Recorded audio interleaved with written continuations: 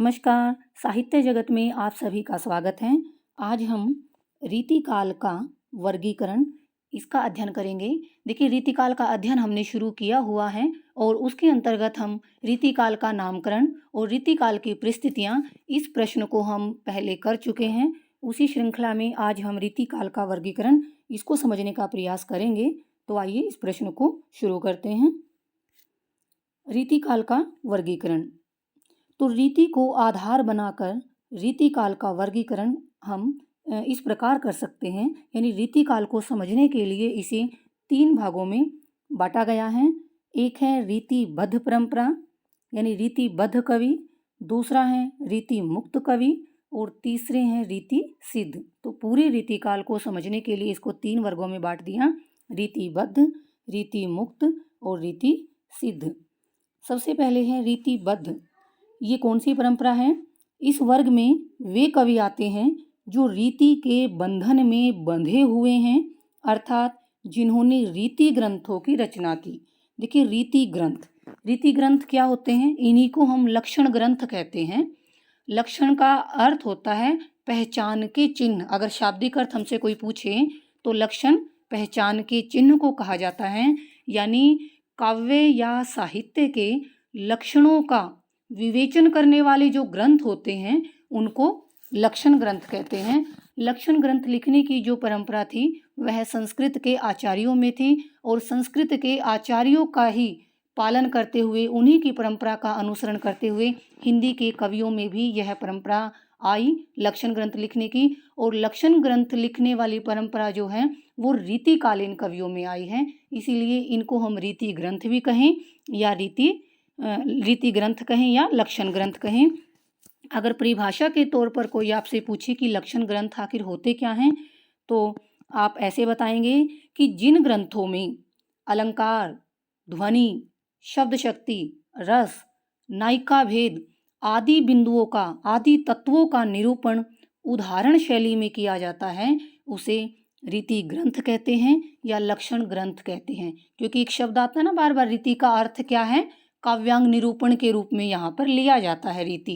काव्यांग यानी काव्य के अंग, जैसे ये अलंकार हैं, रस है, ध्वनि है, शब्द शक्ति है, नायिका भेद हैं, ये सारे काव्य के अंग हैं और इनका लक्षण बताते हुए इनको उदाहरण के साथ समझाया जाता है। उन्हें हम रीति ग्रंथ कहते हैं या फिर उन्हीं को हम लक्षण ग्रंथ कहते हैं।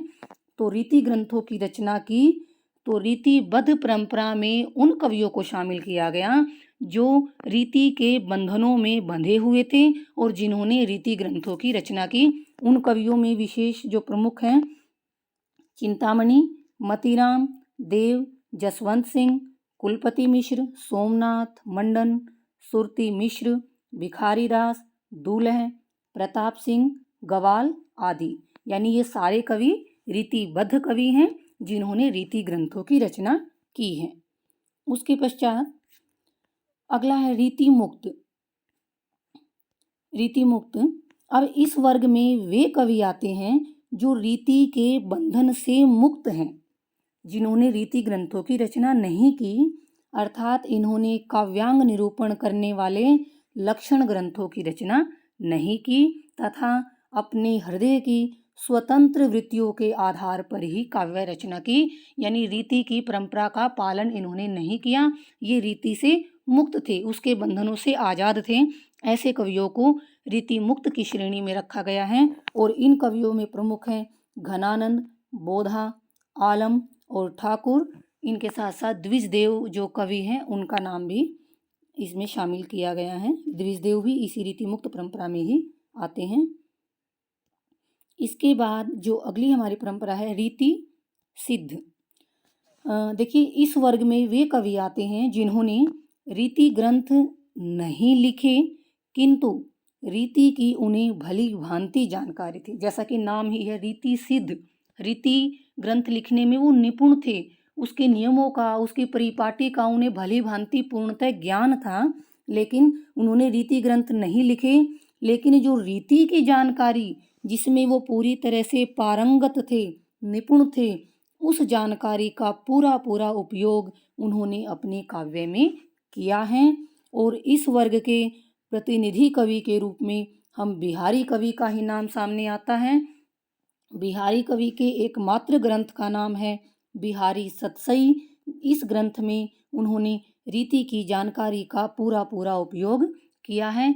बिहारी सतसई जिसमें 716 या कहीं पर आपको लिखा मिलेगा 714 दोहे हैं। तो ये थी रीति काल का वर्गीकरण, यानी रीति काल को हम 3 भागों में समझने का प्रयास करेंगे: रीतिबद्ध, रीति मुक्त और रीति सिद्ध। आपको वीडियो पसंद आया हो तो कृपया इसे शेयर करना ना भूलें और अगले प्रश्नों के लिए मेरे साथ बने रहें। इसी के साथ आप सभी का बहुत बहुत धन्यवाद।